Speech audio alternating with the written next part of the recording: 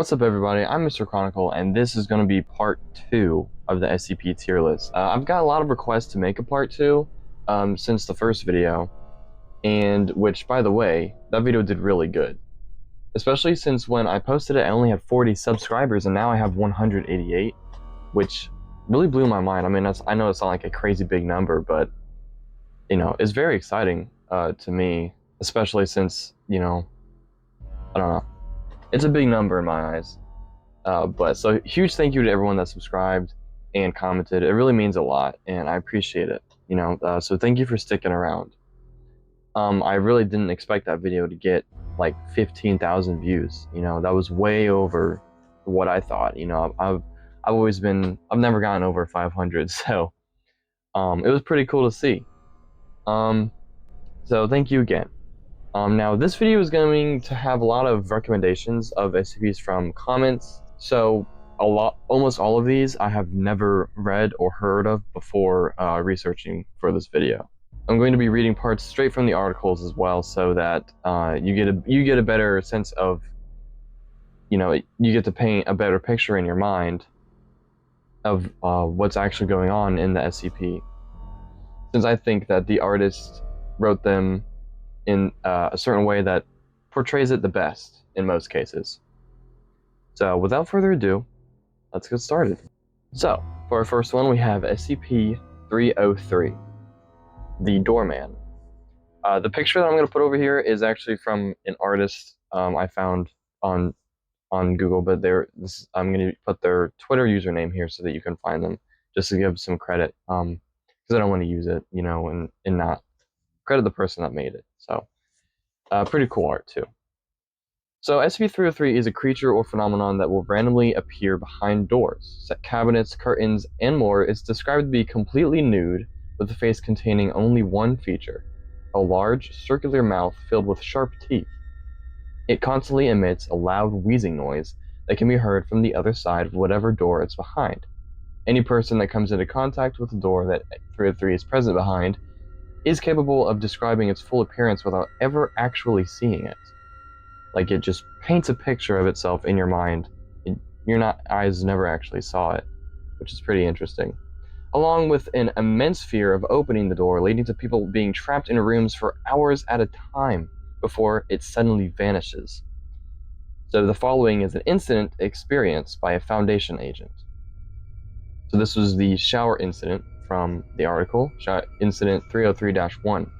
So Agent Redacted was showering in her private quarters bathroom when she became aware of the presence of SCP-303 on the opposite side of the shower curtain. It was wheezing extremely loud. Startled by the discovery, she accidentally struck the shower curtain, causing it to sway outwards. The curtain partially wrapped around SCP-303, revealing that it was less than 0.5 meters from the curtain, standing erect and facing the shower. Agent Redacted reports spending approximately the next 3 hours sobbing in the shower quietly, as to not disturb the SCP. Agent Redacted reported that the wheezing stopped very suddenly, at this point in time she was able to exit the shower. A researcher was also found dead in a storage room from dehydration. This just goes to show that the fear felt from this phenomenon is so intense that people would rather die than open the door with 303 behind it. Even so, during a test with D-Class, one of them was ordered to open the door or they would be stabbed to death. They refused to open it over and over and over again, ultimately accepting their fate.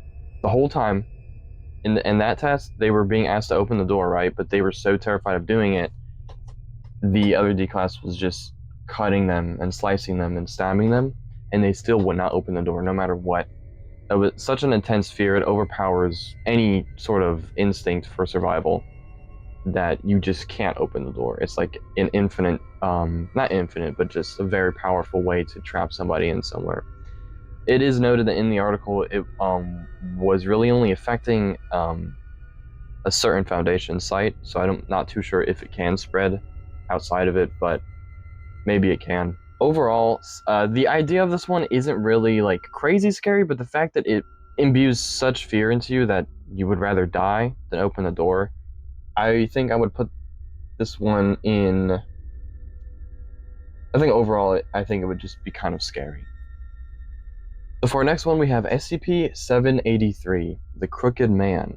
So this one is a creature that only affects the small town in Europe called Tembi, attacking those that are alone. It severely mangles their body, not with its own hand, but like their body is doing it automatically, snapping their bone and extending their limbs to unusable proportions, giving them a crooked and stretched appearance. They live through the whole process, but pain isn't too severe as the body regenerates rapidly to compensate for the stretched limbs. By the end of the process, the person is paralyzed and left in a vegetative state. Even the structure of the home of the attack will shift and warp, appearing crooked. It also distorts electrical equipment, making it hard for footage to be captured of it.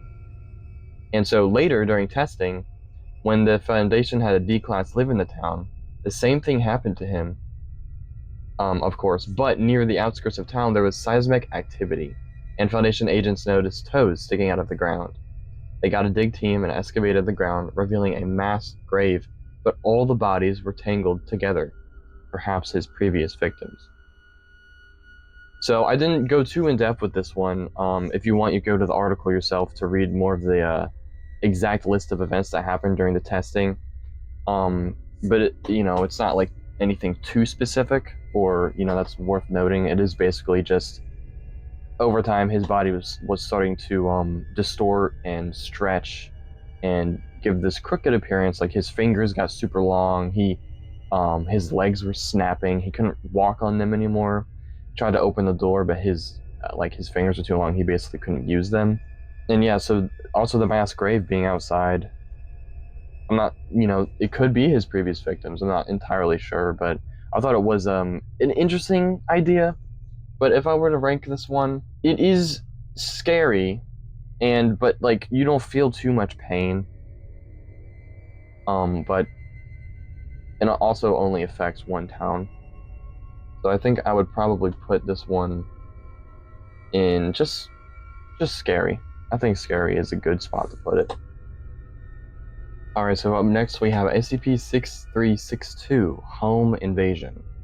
I couldn't really find a good picture for this one, so I just got a stock image of simple home invasion person. The actual image in the article, I think, had a naked person in it, so I just didn't really feel like using it. This one I thought was pretty interesting. This was a recommendation, by the way, as well, so this one is a phenomenon in which a random person will suddenly become the SCP's target. When alone, 3 to 7 fully clothed adult men, labeled SCP-6362-B, will appear within or just outside their house, or anywhere that the target may be. They will appear behind doors, curtains, cabinets, walls, and windows, watching them until discovered, and once they are discovered by the target, they will rush at the person affected and violently attack them. They will keep attacking until either the victim dies or loses consciousness, or if somebody walks into the room. Then they will just vanish into thin air. Blood, hair, or any body parts from SCP-6362-B will also vanish. The selection of victims of the phenomenon is completely random. If the victim survives, they will return later to finish them off. They can be killed and injured, but never show any emotion. They just stare. The following is a police report from one of the incidents. On November 14th, 1998, at approximately 22:30 hours, I responded to a reported shooting at Council Street and North Benton Way. Upon arriving at the house, the occupant, Jacob Harris, stepped outside and ran towards me, screaming for help. His head was bleeding and his left eye was swollen. Harris claimed that he had just been attacked by several strangers, and he claimed that he shot two before being disarmed by them and running outside. I summoned an ambulance to the scene. Upon brief investigation, I found no bodies or evidence of forced entry. I did find Harris's pistol on the floor near the front entrance, which I claimed as evidence. The ambulance arrived and paramedics placed Harris inside. There was nothing further to report. After questioning, Harris was placed in the care of the psychiatric hospital. So you can see how this SCP could make people appear as if they're going crazy, hallucinating, people attacking them, things like that. So it can do more harm to you than just physical, It could ruin people's opinions of you or like your friends. Um, there are a few other addendums in the article that one of them describes a husband leaving his wife and daughter as they felt he was losing his mind. Their door was ripped off its hinges and decorations kept breaking, and he was covered in injuries. So, any normal person would see this and be like, what the hell is wrong with you? You're going crazy. And he keeps talking about how he's being attacked by people that don't exist, Thing is, later, he was found dead in his car with injuries that did not match the wreck. So even if you're in a car driving somewhere, all the people could just form in your car seats and they'll just strangle you, choke you out, stab you while you're driving. It's a shame, honestly. But I think honestly I would put this one in terrifying. Just because the idea of chilling one day, sitting in your house or just anywhere, alone, and then suddenly you see someone standing, like, peeking at you from behind a door frame, and then, like, 4 dudes come rushing at you with various weapons and just start beating you.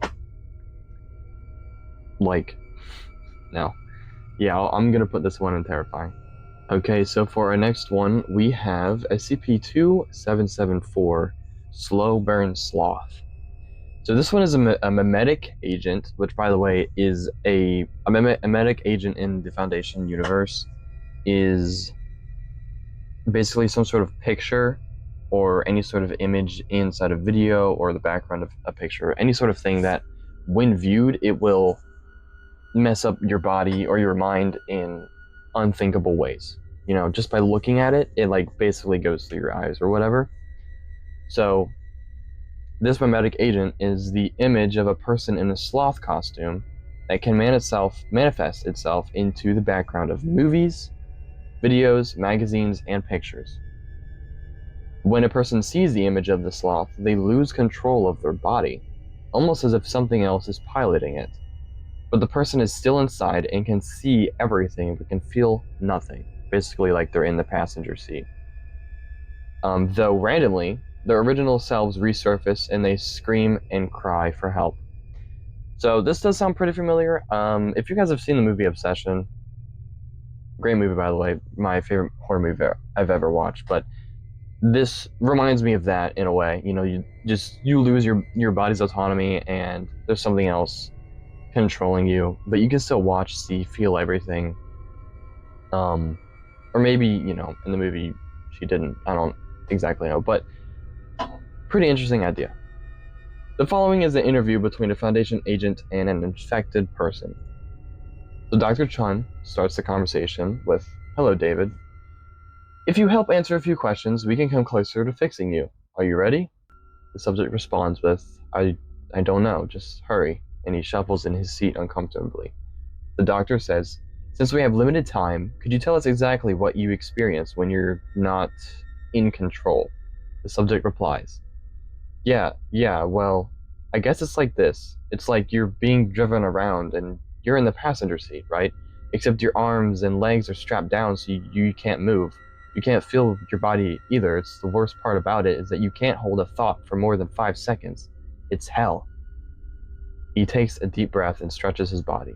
The doctor says, "Are you alright? We can continue tomorrow if you'd like." The subject replies, "It's fine. I just want to enjoy being able to control myself a bit before I lose it." When you're stuck in there, in your own head, you just want to scream, but you can't.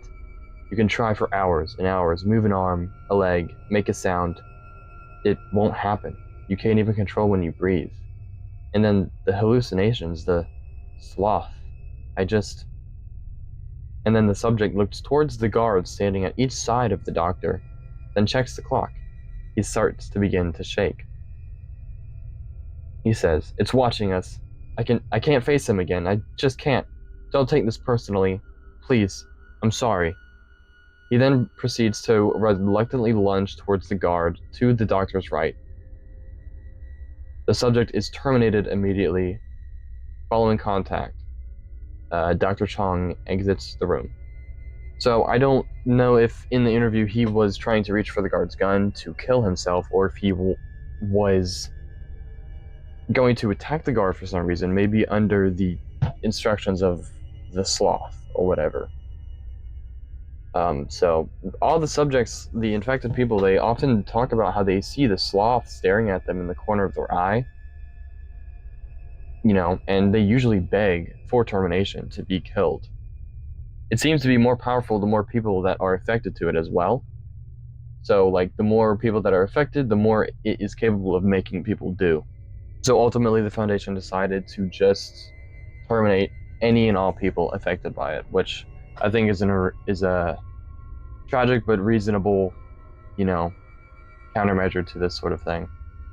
Because who knows if there are millions of people being affected by the sloth, what kind of thing the sloth would make people do. It could even take over humanity if it got bad enough. So I think this one I would put in terrifying. Alright, so I've decided to ditch the mic. I recorded like 4 SCPs and they were all silent because it died and I didn't know. It seems to have a very low battery life. It was very cheap, so I'll be getting a new mic pretty soon. So unfortunately, we're just going to have to deal with the normal phone microphone for now. But anyways, the next SCP is it was one requested by a viewer. It's called SCP-4162, the Red Egg. It's intangible, meaning that it can't be touched or, it'll phase through anything. So like it can't be contained. It's a red egg that's 3 meters tall and 1 meter wide.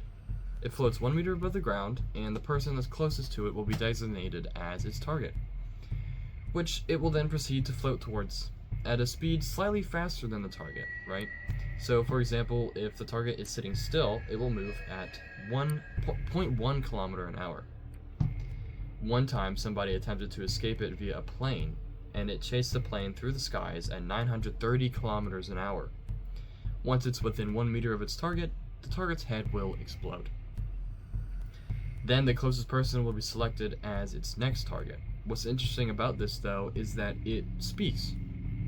It has a high-pitched voice, and it sounds like a young child, though it isn't very smart. It would be asked things like, "Why did you kill that guy?" right? And it would reply, "Yeah, I killed that guy." And, he's dead now, that's fine. I don't get what you're saying. And when it approaches a target, it greets them saying hi, and then right after they die, it says bye. So, pretty simple. Nothing too crazy. Since it is intangible, it can't be contained, alright? Like I mentioned earlier, it's the Foundation. The Foundation keeps it floating above the water in the middle of the ocean, with 2 boats each containing a D-class on board. These targets are replaced immediately to ensure it stays within the boundaries of the area, right? So imagine the egg floating in the water right above the ocean. There's 2 boats on both sides. One's closer, okay? It'll float to that boat, kill that person, and then start heading to the next boat.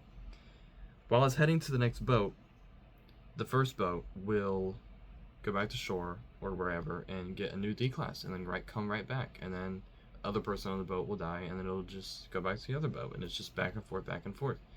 So, lots of D-class have to die for this thing, unfortunately, but you just can't contain it. The area is also considered a no-fly zone, so no planes go over it, and it somehow just starts taking off and choosing to go after somebody in the plane. So overall, I mean, this one isn't really all that scary. Like, the idea of it chasing you indefinitely and you can never really escape from it, yeah, it sucks. But it's just a floating red egg, Doesn't really look scary, though. It can blow up your head, which I would assume isn't really too painful, I guess. I don't know. I feel like it would happen instantly. So I would put this one in not that scary. So the next one we have is something that is one of the SCPs that I actually really like. I read it for the first time a few days ago, and it was really intriguing. I thought it was really cool. So we have SCP-3041, the Red Knife. So that's 2 red objects back to back. So this is a 12 centimeter long, rust-colored iron knife that smells like spoiled meat. When a person holds it, nothing happens, at least not until they fall asleep. While sleeping, they will have a nightmare, of which is described to be incredibly real. They have a nightmare in which they will use that knife to kill someone, then carve out their heart and eat it. Sometimes in the nightmare, they will kill multiple people, though the dreamer never recognizes the victims. The victims in the dream also are always related to the dreamer's surroundings. So a D-class personnel would always dream of killing another D-class, right? Or even sometimes a researcher. It is believed that the victims have no correlation to the real world, or so they thought. Within the testing lab in the Foundation, the researchers noted that after testing the effects of the knife on the D-class, the lab in which they slept started to reek of rotten meat.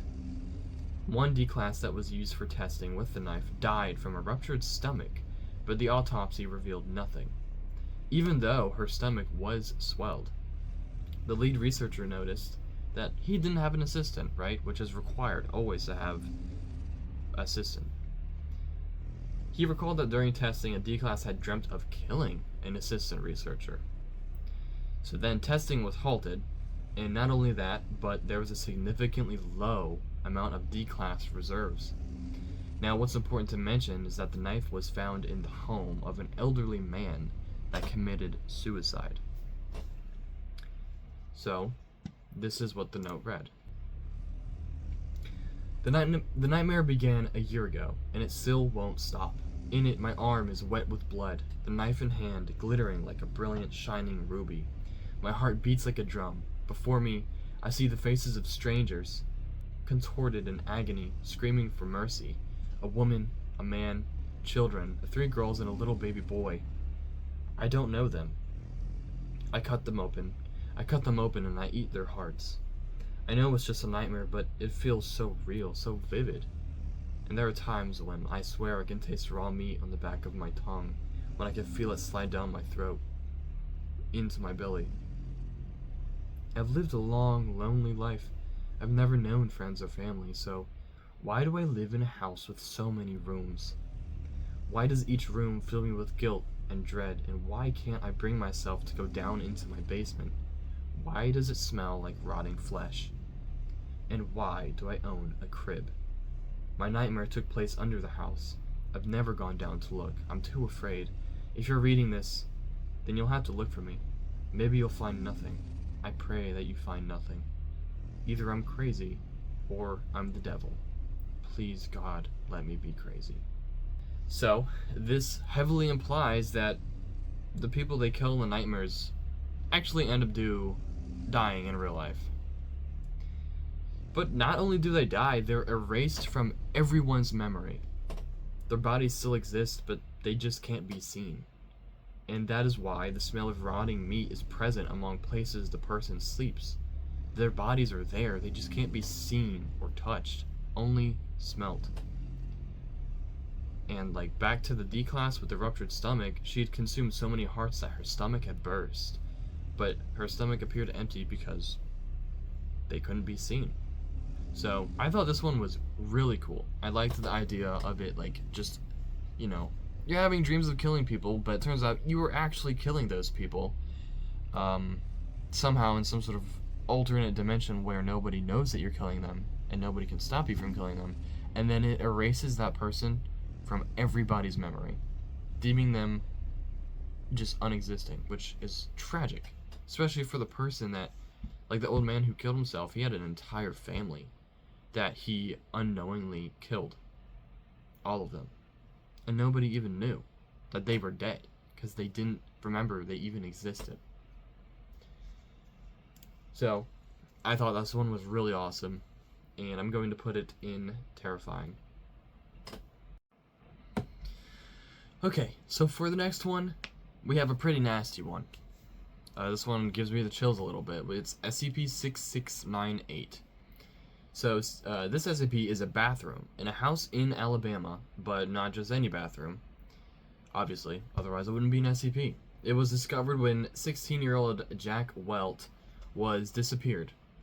He was discovered gone after entering the bathroom. His family within the house heard him screaming and crying for help, along with sounds of scuttling and wet crunches. Eventually, his screams were muffled until they went silent. No matter what the family did, they couldn't open the door.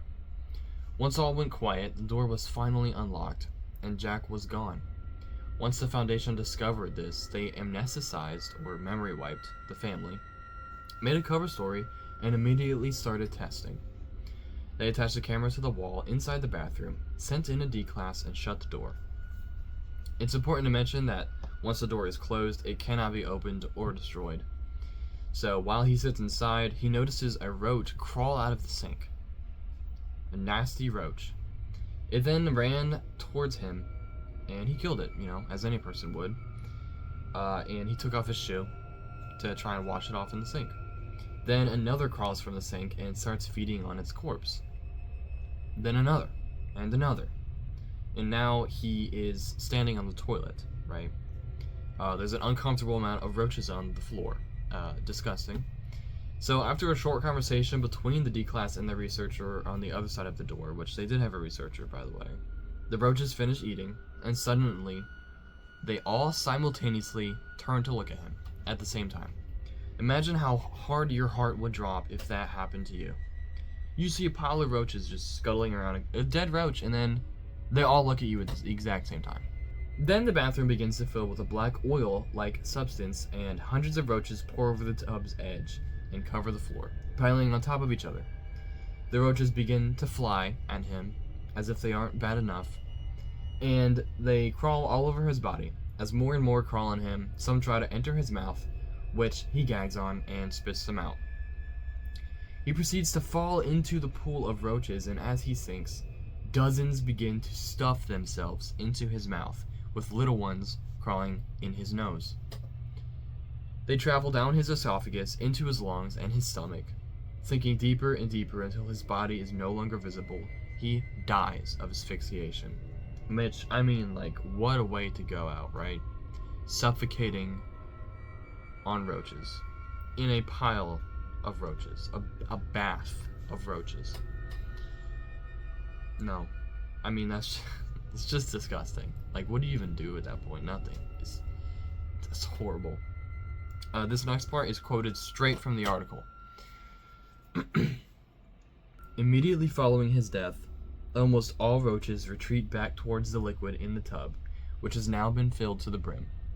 Sections of his cadaver were visibly consumed, and large wriggling protrusions can be seen below his skin. The D-class's stomach was notably squirming, and appears to be bloated to a severe degree. Once all roaches that were outside the corpse enter the tub, a humanoid cadaver, visibly undergoing the third stage of decomposition with some visual similarities to Jack Welt, climbs out of the tub as enormous swaths of cockroaches fall from the inside of its skull and chest cavity. The humanoid staggers and makes its way towards D22542 before grabbing his legs and dragging the corpse into the tub.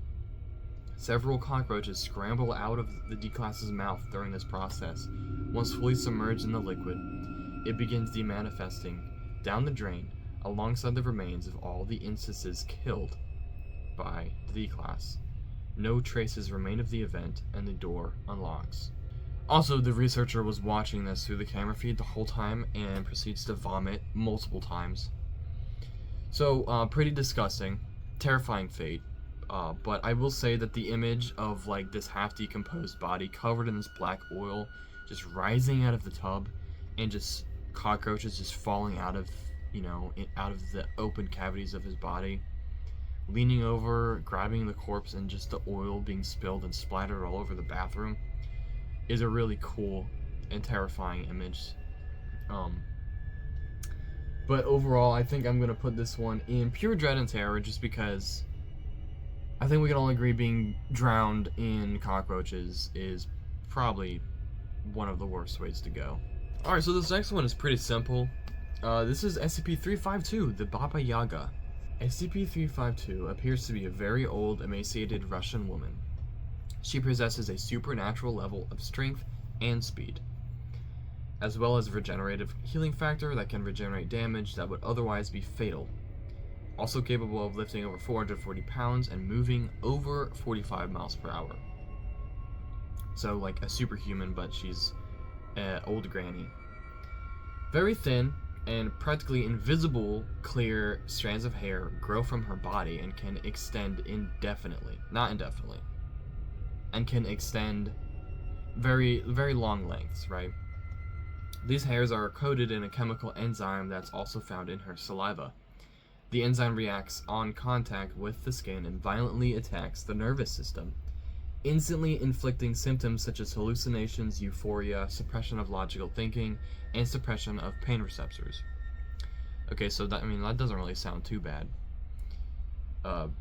When they sent in like a MTF unit, which is Mobile Task Force of like armed soldiers, to go in and retrieve her or to investigate, I'm pretty sure, I can't remember exactly, but I'm pretty sure all of them ended up succumbing to this because all you gotta do is touch one of those basically invisible, basically spiderweb like strands of hair, and you're knocked out. You're in another land, honestly. So the state of euphoria lasts for several days with mild exposure, which would be touching the hair, and can be permanent with high exposure, like if she bites you. The SCP is carnivorous and feeds on human flesh, slowly eating those under the influence of her enzyme. Over the course of multiple days, though the victims stay in their euphoric state and do not recognize or feel what's happening to them. So, they can't feel anything. They're just, in euphoria while being eaten alive. It's also noted that with the hairs she can create web-like structures to capture her prey. It is also noted that she heavily prefers flesh of those within the age range of 0 to 2 years old. Which, why wouldn't she, right? Because now the Foundation is going to be prompted to, feed her children, because when she does eat children, she elevates her mood significantly, and it makes her much more willing to cooperate and communicate, which is something that is impossible in her normal state. She refuses to talk to the Foundation agents. So now the Foundation is going to find babies for her to eat so that they can get more information out of this thing. Which also opens the dilemma, is the Foundation evil? Or, because they could just lock her in a cage or keep her contained and not have to worry about feeding her children, not have to worry about too much. But I guess if they got certain information, maybe they could kill her even though she regenerates. Who knows? But regardless, without the Foundation, the entire world would probably end. So, overall, I would put this one in not that scary, just because the worst part of it, you're not even going to know what's happening to you. You're going to be in euphoria the whole time. So, the process of dying is probably going to feel better than just being alive. So this next one is actually pretty sad, to be honest. It's kind of heart-wrenching. If you want the full effect, since it is kind of a long article, I'm just going to do, this one is going to be kind of lengthy, but I'm going to do a summary. If you want the full effect, I recommend you go and read it yourself, because it's written really well, and it will evoke emotions out of you, most likely. So this is SCP-6670, titled Mama. SCP-6670 is the daughter of Melanie Parker, and the story is told through a series of tapes. Madeline is 18, and through the tapes, we learn that she ran away from her family because of constant ridicule of her teenage pregnancy. So she is residing in what seems to be a dilapidated house and has no money. Just her and her daughter. The first tape is titled Happy Birthday Gemma, 1988. Gemma is her daughter. In the tape, Gemma is an infant, lying on a cushion and giggles while Madeline sings her happy birthday. It's a wholesome tape of a mother sharing a wonderful moment with her daughter. Right? Nothing bad happens. The next tape is of Madeline practicing for a job interview, which she performs nervously and stumbles over her speech consistently. She's also wearing a shirt that is messily sewn together with dark blue thread. Gemma is heard crying in the distance, which she then goes to comfort. Okay, not too terrible, but you can see, her living conditions aren't the best. She's trying to do a job interview, but she's really struggling. The next tape is titled Letter to My Family. Cut this. The tape begins with Madeline crying. She has red eyes, and she states to her mom, dad, and assumingly her sister that she's sorry, and that they're probably wondering why she's gone. She says that it's been 2 years, right? It's evident that she's angry. We can see it in her face. She states that Gemma is unusually big for her age, and that she's worried. She then proceeds to hint that she wants her family to take care of Gemma and take her from her, right? Then suddenly she changes her mind and starts cursing at her family through the tape. Cursing about living under their rules and how she's happy to be away from them. The whole time she's angrily sobbing. She mentions a belt in her anger, hinting towards some sort of abuse, as well as how she's happy about the fact that there's no more screaming.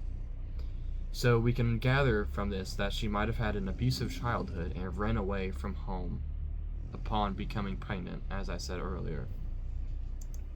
So, pretty unfortunate, right? Very sad situation.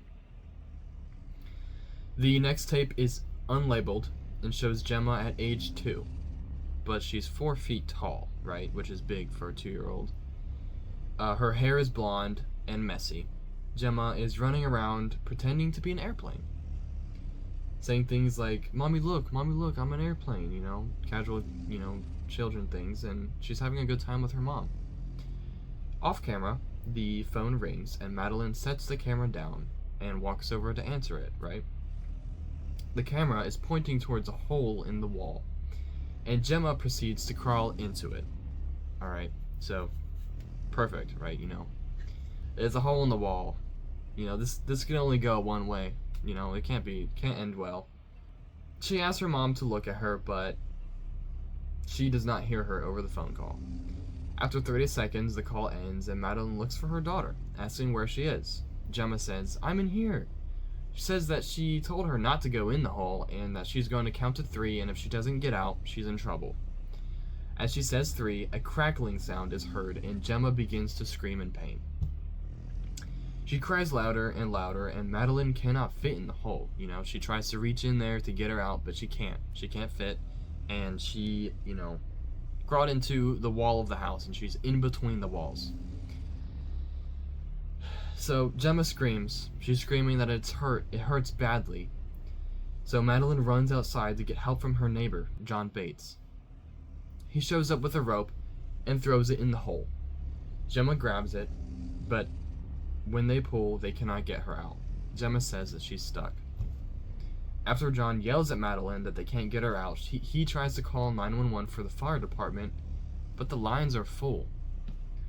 And Madeline says that she can't afford the medical bills, right? Because she's broke and she lives in what seems to be some sort of old, broken down, possibly abandoned building, home. And, you know, she'd rather just have her child stuck in the wall than have to deal with medical bills.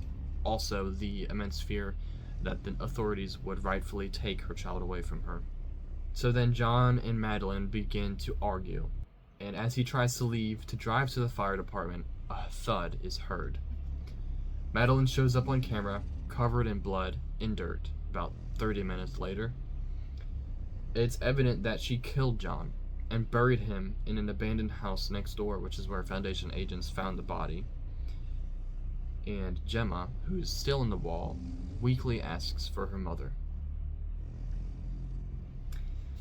So obviously this is a pretty rough situation. Gemma's only 2, and she's stuck in the wall, and she seems to be growing at a rapid rate, and Madeline killed her neighbor. So, the next tape is labeled Happy Birthday Gemma 1991, an entire year later. She is now 3 years old. The video is being recorded from inside the wall. Gemma is now 5 feet tall.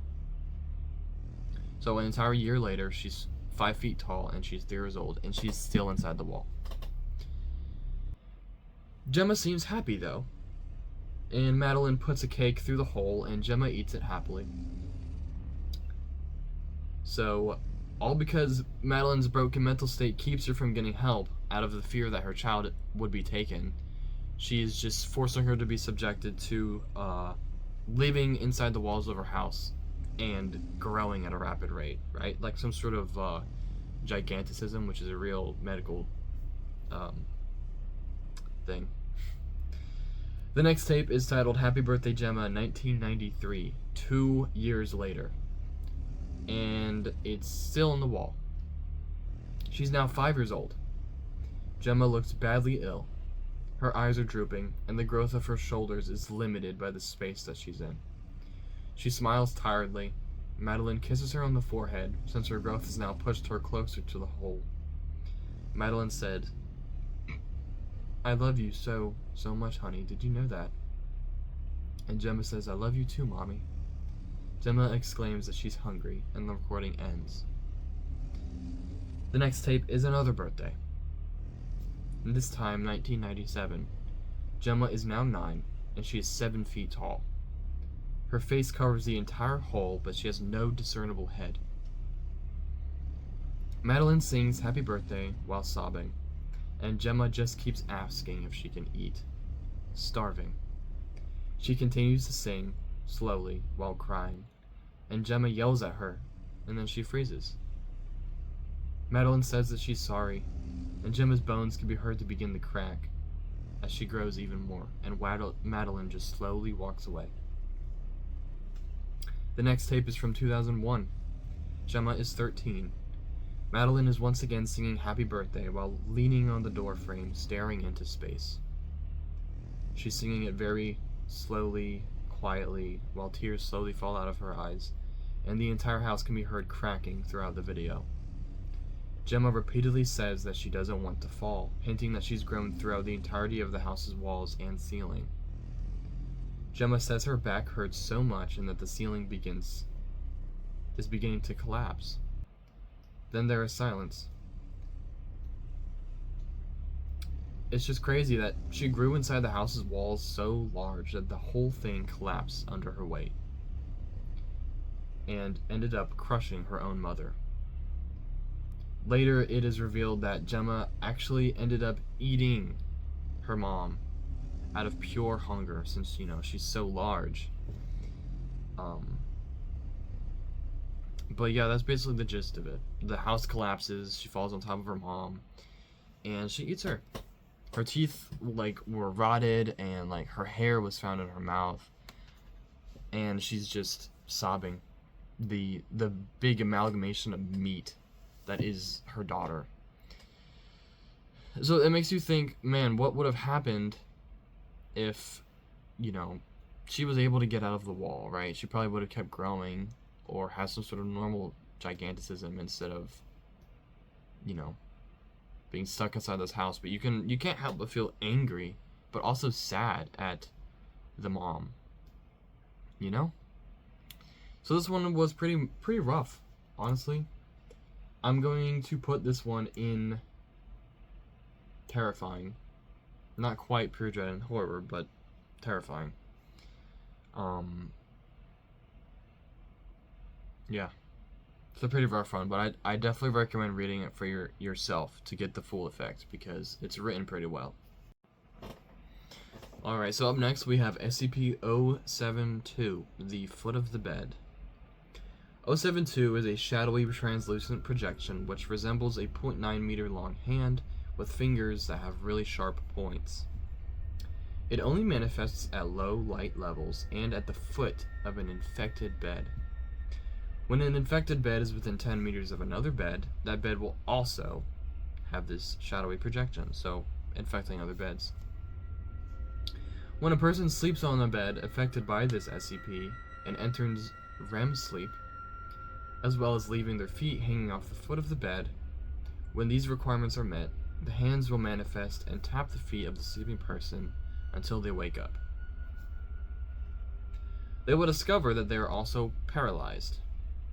The hands will then proceed to cut portions of flesh from the feet, going under the bed with every flesh taken and emerging without it. Then it will continue to do this until the foot is nothing but bone.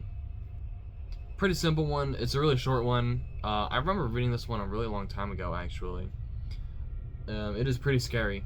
I mean, as a child, we've always had that fear of oh, what if something grabs me if my feet are hanging off the bed, especially if you have a cat. Cats will do that. But you know, your foot's skin and you know everything being peeled off and taken away, and so that your foot is just bone. That's pretty rough. Though since they are paralyzed, I don't know if they can feel it or not. But still, pretty scary. I'm gonna put this one in scary. Alright, now it's time for our last SCP of the video. SCP-4998. So, SCP-4998 is the manifestation of cognitohazardous advertisements. And if you don't know what a cognitohazard is, it's like the memetic agent, basically. It's something that will affect a person's mind, personality, make them see things, do things that they wouldn't otherwise do. Basically, just mess up your brain in all sorts of ways. So, cognitohazardous advertisements manifesting, right? That's what this SCP is. When they are viewed, the viewer will be overcome with a sense of extreme obsession of the related advertisement. So, for example, if a manifestation of an advertisement for Coca-Cola forms on like the side of a building and somebody sees it, suddenly they will be obsessed with purchasing Coca-Cola, and Coke will see an increased revenue by like hundreds of percentage, right? They can manifest anywhere, digitally or physically. They usually manifest in locations where humans are most common, such as cities, or highly viewed TV shows, like a news channel, for example. So, now let's go over some examples that were in the article. And I'll also have some including pictures, since there were pictures of the things as well. So the first one is an advert for a Japanese car manufacturer etched into the Taj Mahal in India. The mausoleum has been coated with memetic nanotechnology to make the advert virtually undetectable, and will need to be demolished for definite removal. So you can see in the picture that the Nissan logo has been etched into the top of the Taj Mahal, a very famous building in India. Our next example is an advert for Coca-Cola that was spontaneously inserted onto the forehead of a child movie star. Complete removal necessitated surgical excision and grafting as the advert extended onto the subdermal and dural tissues. The incident was caught quickly enough to quell potential public familial exposure. This resulted in cosmetic changes that ended the career of the child. Cover story regarding a motor vehicle accident distributed. So you can see here in the X-ray footage that there is literally an advertisement for Coke in this kid's head. Here are a few examples that don't have pictures. So there's an ad for Consolidated Financial Solutions embedded code in the website. So the site services were not interrupted, and the ad remains. They couldn't get rid of it. But the company of the ad saw a 304% increase in revenue. An advert for Walmart was painted on the roof of a large warehouse, which was the most identifiable structure from an aerial perspective of that region. And they painted over it with significant cost and labor. Another example is an inordinate advertisement promoting travel to the USA appeared across the visible sky above Namibia, Africa. The number of individuals exposed is unknown, however, local airports were soon thereafter overrun with individuals wishing to travel to the USA. They were treated with class, not memory impairment, right? So like memory wiping. The numbers of the people, by the way, were estimated in the 1.5 millions. The advertisement vanished shortly after a storm system arrived in the area 2 days later. So it's very alarming that these advertisements can really just appear in the sky, somewhere where you just can't get rid of it unless you block it off with like, I mean, I don't even know how you would, besides staying inside.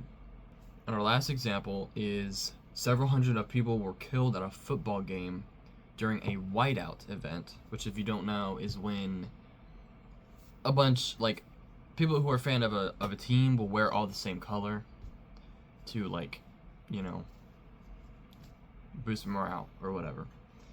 An advertisement quickly manifested over the reported area, crushing and bisecting civilians as it incorporated into their collective mass. The logic of the SCP likely misinterpreted the collective as a negative space. So, and the cover story was a stadium structural collapse. So the SCP thought that it was like a wall or something, and because it was just white shirts or whatever the color was, and it like merged into the people basically. And then an interesting part of this SCP was that eventually an advertisement appeared on a wall inside a Foundation site, and it read, "Ad space available, inquire at," redacted phone number, right? An agent called the number, and an odd businessman picked up the phone. They proceeded to have a long and confusing conversation about the ads, right? The businessman spoke very weirdly, and he claims that he's from the future, and he speaks of wars between corporations and how he places the ads himself sometimes. But I recommend you read the conversation for yourself because it is pretty interesting, but in my opinion, it's kind of a little bit hard to understand just for me. Later on, it was explained that the ads are becoming so dangerously frequent that it could possibly end the world. The agent says that the ads are showing up in the SCP database, containment cell walls, bathroom stalls, even ads that insert themselves into radio communication across the Foundation, completely ruining the Foundation's work, as well as disrupting phone lines and assumingly causing chaos across the world, right? So this one I thought was pretty funny because it is literally just ads that pop up literally any possible area and make you obsessed with whatever the ad is. Like, there was even one where the ad showed up inside somebody's eyeball and it counted as them seeing it, but they didn't even know it was there. So if I were to rank it, I would probably put this one in a little scary, because it's not like terrifying, but it's frustrating, right? Imagine seeing an advertisement and you're suddenly obsessed with wanting to buy or go to that place, whatever is advertising, right? But the idea of it isn't too,